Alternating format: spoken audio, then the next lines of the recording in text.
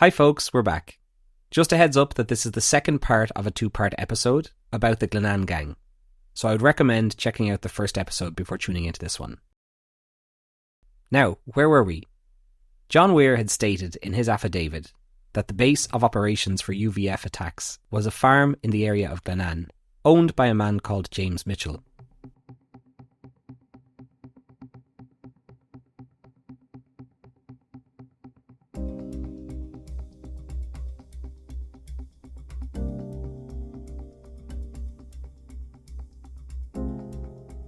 This is the Troubles Podcast, a podcast which explores the violence and bloodshed that occurred in Northern Ireland, the Republic of Ireland and Great Britain, as multiple sides and organisations waged a bloody conflict over the status of Northern Ireland. Glenanne is an area in North Armagh near the village of Market Hill. It is quite a rural, isolated area, and it was here where James Mitchell owned his farm. He was a former part-time RUC officer and farmer. He was a staunch loyalist and had close ties to many significant UVF members. His farm was also a calling house for members of the British Army, who could pop in for a cup of tea. The farm was considered a safe place for members of the security services and British intelligence to visit, as this area was quite near the staunchly Republican town of Crossmaglen. But Mitchell's farm was no ordinary farm. It was also where weapons were stored, bombs assembled, and attacks were planned. And it is generally considered to have been the base of operations for the Glenanne gang. This was a place where members of the security services could speak with paramilitaries off the record. Mitchell, who was known by some media outlets as the Butcher of Glenanne, has been connected to at least 52 murders, and possibly upwards of 100. The 2003 Barron report directly linked Mitchell's farm to the location where the bombs used in the Dublin Monaghan bombings were built and dispatched from. Mitchell was also named in court documents regarding a South African arms shipment dating back from 1988. This was a joint operation from the UDA and UVF to arm their paramilitaries, and would have been considered the largest shipment of guns and ammunition that Loyalists had received throughout the Troubles. It's believed that the weapons were stored at James Mitchell's farm at Glenanne before being divided out amongst the different paramilitary groups.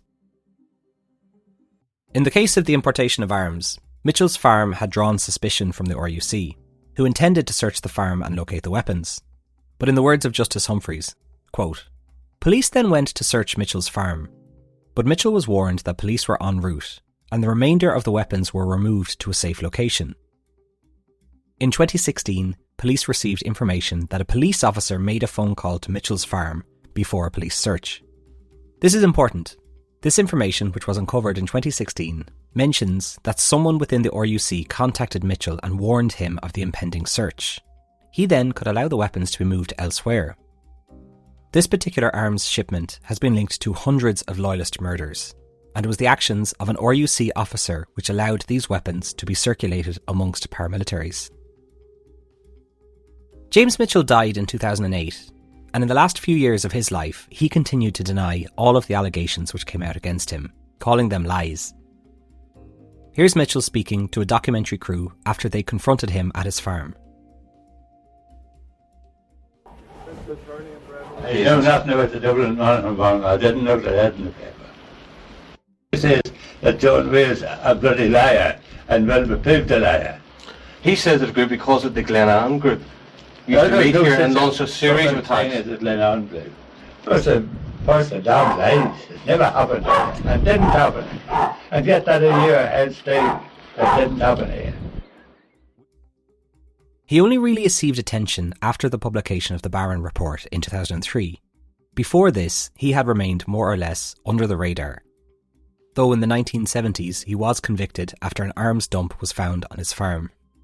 Journalist Michael Breen spoke on a podcast in 2023 and explained how he doorstepped Mitchell at his home in 2004, asking him if his farm was the epicentre for many Loyalist attacks.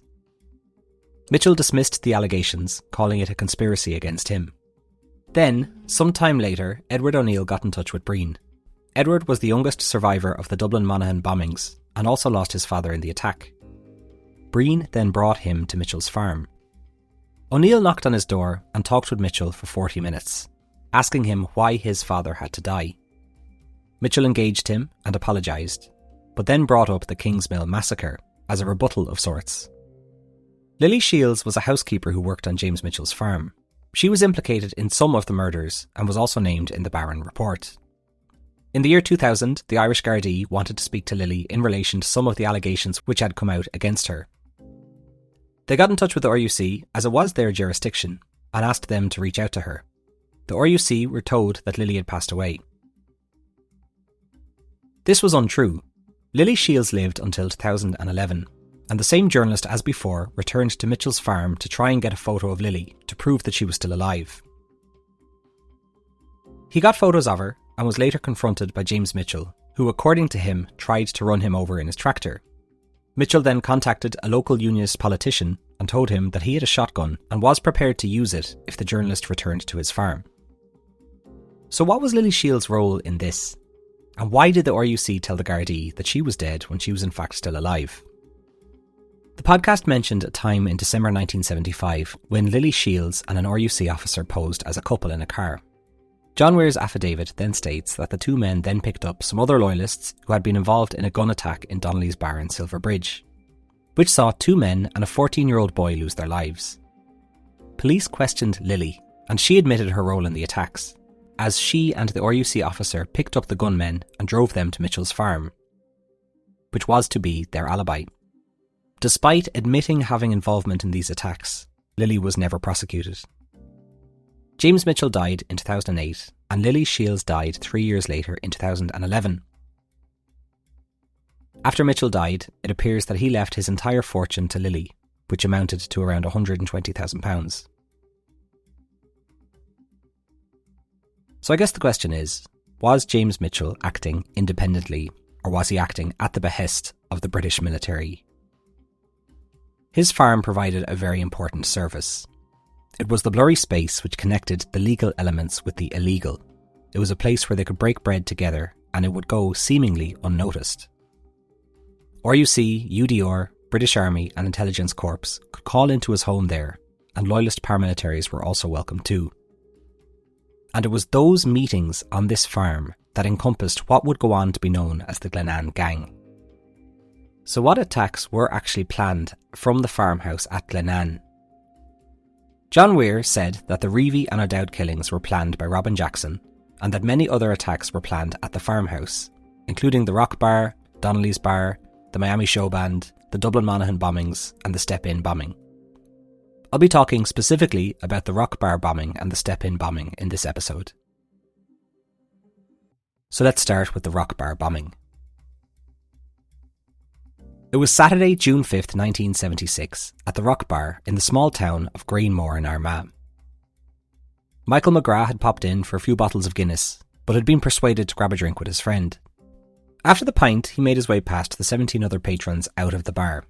Barman Francis Powell was following behind him to let him out. The entrance to the pub was kept locked back then to prevent gun attacks. Francis stepped outside with Michael, and the two had a short chat. Francis saw a car approach with 3 men in it. The pub was closing and he didn't want anyone else to come in and try order a drink, so he stepped away from Michael and closed the door to the pub behind him, locking it. Michael then began walking back to his car. The men stepped out of the car and straight away one man began shooting at Michael. Michael was hit in the stomach and hip and fell down and hid under a parked car. He watched the men lay something at the door to the pub. They then sprayed the outside of the pub with bullets before jumping back into their car and disappearing. They had laid a bomb at the door of the pub which did explode, but luckily for those inside, only the bomb's detonator went off, and not the bomb itself. Lying under the car, quite seriously injured, Michael recalled the boots of one of the attackers looked remarkably similar to those worn by RUC officers. As it would turn out, all of those involved in this attack were RUC officers, who were wearing their uniforms under overalls. Michael was brought to hospital and he was in a bad way, but ultimately survived his injuries. Back at the scene, the Army bomb squad arrived to examine the bomb. It was a gelignite bomb stuffed in a paint tin, with nails and shrapnel surrounding the gelignite. Had it properly detonated, it would have caused a significant amount of death and destruction. It's now I want to introduce one of the main sources for this episode, which is the book Lethal Allies by author Anne Cadwallader. Overall, the investigation into this bombing was, as described in Lethal Allies, disturbing, and it has been argued that this was deliberate, to conceal the involvement of RUC SPG officers. Though he was the only eyewitness in the attack, Michael was never interviewed by police, and when the case eventually did come to court, Michael was never informed, so he could never give evidence. As well as that, the bomb's components were taken away for examination, but were mysteriously destroyed in what has been called a malicious fire at a forensic lab in September 1976. A fingerprint was also found on the paint tin, which was recorded, but the records were again destroyed in 1990. The bullets used in this attack were linked to the same gun which was used in the Reevy brothers' killing. Eventually, William McCaughey was arrested for his role in this attack. He and others, including Lawrence McClure, Gary Armstrong and Ian Mitchell, went on trial for the attempted murder in 1980. But this trial was, in a way, a farce. RUC officer Ian Mitchell's role in the attack was to act as getaway driver. He had his police car stationed a few miles away from the rock bar, and he met the gunmen, who arrived and burnt out their vehicle before jumping into Mitchell's car and escaping the scene.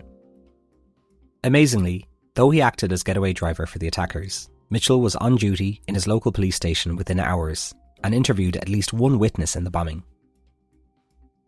Bizarrely, the attempted murder charges were eventually dropped against Macaulay after he admitted to causing grievous bodily harm, claiming that he had shot at Michael McGrath's legs to incapacitate him and was not trying to kill him. This was obviously not the case, as Michael was shot in the stomach and hip and was quite seriously injured. Here is a reconstruction of what the judge had to say. It is a mercy that the victim who was shot in the legs by William John Alexander McCaughey when coming out of the public house has recovered. These factors allow me to take a more lenient view than I otherwise would have done in the circumstances of this case. This was a very serious offence. I do, however, accept what you have said. And it is clear that the Crown does too by not proceeding with the charge of attempted murder. In other words, you were deliberately aiming at the legs of this man.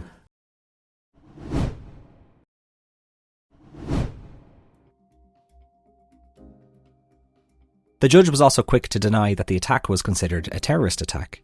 The judge was seemingly unaware that some of the men involved were loyalist paramilitaries. McCaughey was sentenced to 2 years for wounding Michael McGrath. Lawrence McClure was convicted of causing an explosion and received a 2-year sentence, suspended for 3 years. The same result for Ian Mitchell. So a man was shot, a pub raked with bullets, and a bomb was planted outside the building by 3 serving RUC officers. And when all of this went to court proceedings, the men simply got a slap on the wrists. The Historical Inquiries Team was a unit of the Police Service of Northern Ireland set up in 2005 to investigate the 3,269 unsolved murders that occurred in Northern Ireland during the Troubles. They've looked into this court case and describe it as simply staggering. Chief Justice Lord Lowry, who was presiding over the case, said of the men, quote, "It is a matter for admiration that this disciplined forces has withstood so successfully the temptation to resort to unauthorised force under the continued strain of the threats to their wives and families and the sight of their neighbours and colleagues being attacked and in many cases killed." Now I'm going to move on to a different bombing, which has become known as the Step-In bombing. So 2 months after the bombing at the Rock Bar, there was another dubious attack. The Step-In bombing is a clear example of the many, many discrepancies in the work carried out by the security services in Northern Ireland, and most definitely raises the question of collusion. Most of this account comes directly from the book Lethal Allies. A group consisting of UDR and RUC men met at Mitchell's farm to hatch a plan to carry out a bombing at the Breeside Bar in the village of Clontebret in the Republic of Ireland.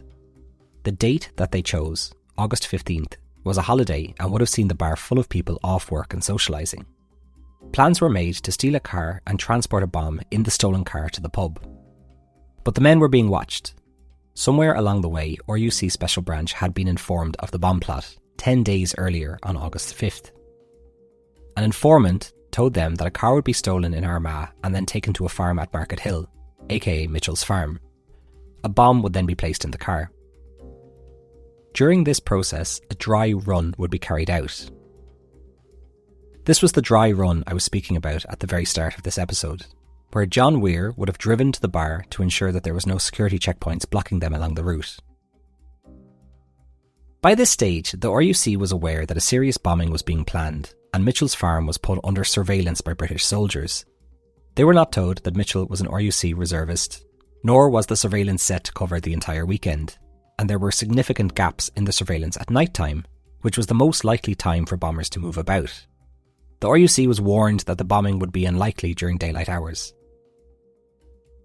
There were some local vehicles at the farm, and then one belonging to John Weir. At the farm, a bomb was constructed and then loaded into a stolen vehicle. Weir then carried out the dry run, but to his dismay he found that the roads into the pub were cordoned off, with Irish Guard at checkpoints. He was stopped and flashed his RUC card, and they told him that they expected a bombing in the village. Weir did a U-turn and returned to Mitchell's farm to raise the alarm and cancel the attack. When he got back to the farm, he updated Mitchell, who then told him that the farm was being surveilled. So let's pull it back a bit. We have a farm under surveillance by the British Army. There's a bomb on this farm constructed and ready to use, and the security services are aware of a plot to attack a pub just across the border in the Republic of Ireland. Here's where it gets strange. The men on the farm knew that they were being watched, and instead of getting rid of the bomb and clearing the scene, the men continued on with their plans.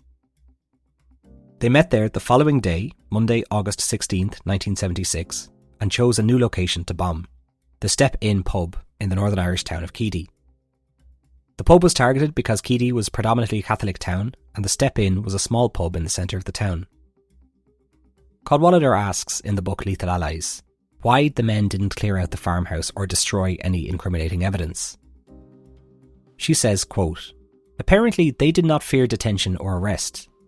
The possible implications of that are immense." With surveillance soon lifted from the farm, the men were free to bring the bomb car to its new target. A blue Ford Consul was driven to the pub and parked just outside, in between two other cars. The bomb then exploded and blew a hole into the side of the pub and destroyed the bomb car. Owner of the pub, Malachy MacDonald, had just stepped outside and was heading over to a friend's house to borrow something, whilst his wife, Betty, was inside pouring pints. When the bomb went off, it collapsed the family's living quarters on the first floor into the pub below, burying Betty. She did not survive. Jared McGeehan was leaving his house opposite the pub when he was spun around by the blast, with his lungs and heart getting sliced by shards of the bomb car. He was also killed in the attack. In addition to the 2 people killed, 22 others were injured. In the days after this attack, no one claimed responsibility, but an RUC investigation linked the attack to the Portadown and Belfast UVF. Then, on August 19th, an RUC intelligence document was created, confirming that the occupant of the farm which had been under surveillance was James Mitchell. Nowhere in the report does it mention that he was an RUC reservist, and Mitchell was never questioned. The following day, 4 suspects were identified as those who stole the bomb car in Belfast. The 4 suspects were never questioned in relation to the theft of the car used in the bombing. The security services were also aware that John Weir was on James Mitchell's farm shortly before the bombing. He was never questioned and continued to work as an RUC officer after these attacks, actually receiving promotion to sergeant that same year. He would not be arrested until 2 years after this attack. Even Mitchell himself, whose farm was under surveillance, continued as an RUC reservist 10 months after this attack. His farm was eventually raided in December 1978 and some weapons were found. Mitchell was sentenced to serve 1 year behind bars, but it was suspended for 2 years. It's very hard to take in all this information and explain it in a clear way, but the gist of it is, RUC Special Branch had a clear picture who was involved in this bombing, and how it was planned and carried out. They did not share this information with those who were investigating the bombing. Without this information, those investigating the bombing were starved of information, as there was little to no forensic evidence found at the scene. Why was this information withheld? Was it to prevent the cover of informers being blown, or was there another reason? In total, around 120 deaths during the Troubles have been attributed to the Glenan gang and their associates between 1972 and 1977. Were they specifically targeting violent Republicans? No. Of that figure, only one of those was an active Republican. The majority of those targeted were Catholics who were progressing economically, socially, and politically as part of a new progressive generation. So why were they targeted and not Republican paramilitaries? Cadwallader posits in her book Lethal Allies that it is no coincidence that these people were targeted, and directly quotes Frank Kitson, who is generally considered to be the military strategist behind the British Army's tactical response in Northern Ireland.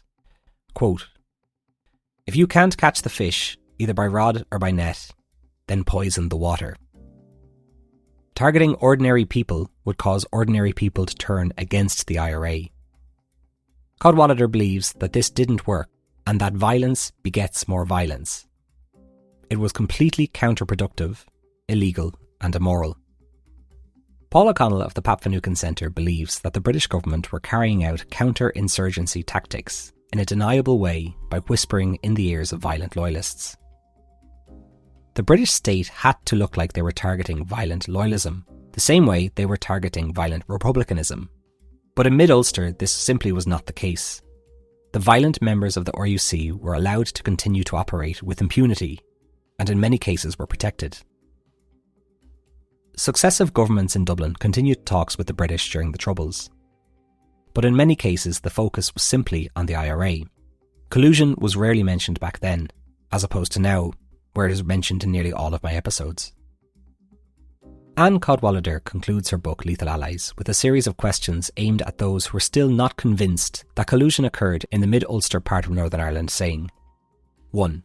By mid-1976, the RUC knew that James Mitchell's farmhouse was under military surveillance and had been a staging area for a bomb that ended up killing 2 people in the Step Inn. Why was Mitchell allowed to remain on the force for another 10 months? 2. John Weir's car had also been spotted there, yet he remained on the force for another 2 years, earning a promotion along the way. 3. There was never an inquiry into the multiple times weapons were stolen from UDR men's homes and in military armouries in 1972 and 1973. These weapons went on to kill young men and women. For me, one of the things which stood out from the statements made by John Weir was what happened in the wake of the Kingsmill massacre. This was carried out by Republicans in response to the Reevy and O'Dowd killings, which had happened one day prior.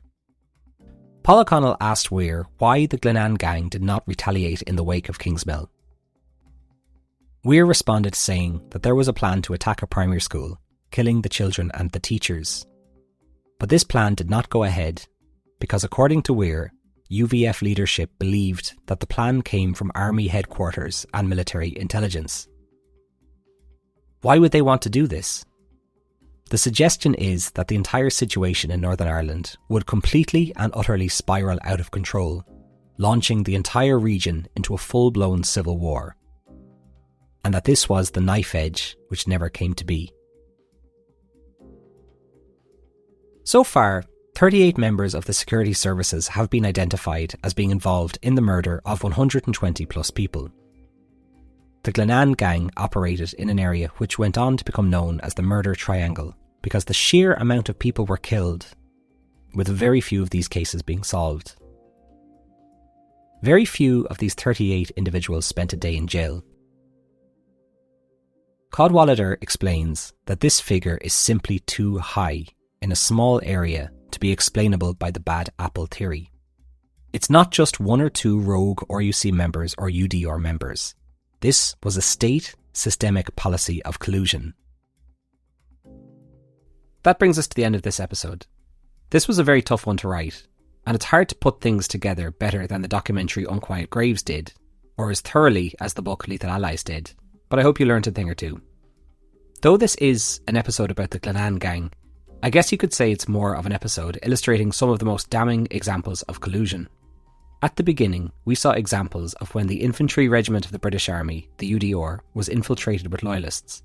Then we had the introduction of John Weir, who, if his account is to be believed, pulled back the veil on the RUC Special Patrol Group, and how many of them were also taking part in violent loyalism. Then we had James Mitchell, who had his contacts in the RUC tip him off when they were about to search his farm for weapons. As well as that, we have the British Army surveilling his farm and doing nothing about it, while the gang was assembling bombs and planning attacks. Then there were the 2 bar attacks mentioned, which are quite damning in their own ways. I mentioned the figure earlier in this episode, and when I came across it, I actually had to go back and double check, but I think it bears repeating. During the period known as the Troubles, there were around 3,600 people killed. Of that figure, 3,269 of those killings are unsolved. That figure is simply staggering.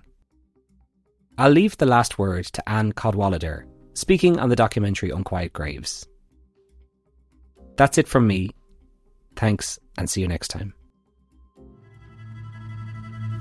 Although at that time the Pat Finucane Centre and Justice for the Forgotten were beginning to investigate the activities of the Glenanne gang, already 2 very ordinary Catholic priests living in the area had done a fair amount of investigating themselves. They'd even started writing to the newspapers and trying to get the 2 governments involved, because they realised that there must be a cohesive gang working in the so-called murder triangle, carrying out these murders. It had to be. There were too many of them. They did everything they could to highlight it. After one series of 17 murders, they issued a statement saying that the RUC had a 100% failure rate in convicting anyone for these murders. And they went to Dublin, they went to Belfast, they wrote letters to the papers. Yet, it seems that the police were just not interested.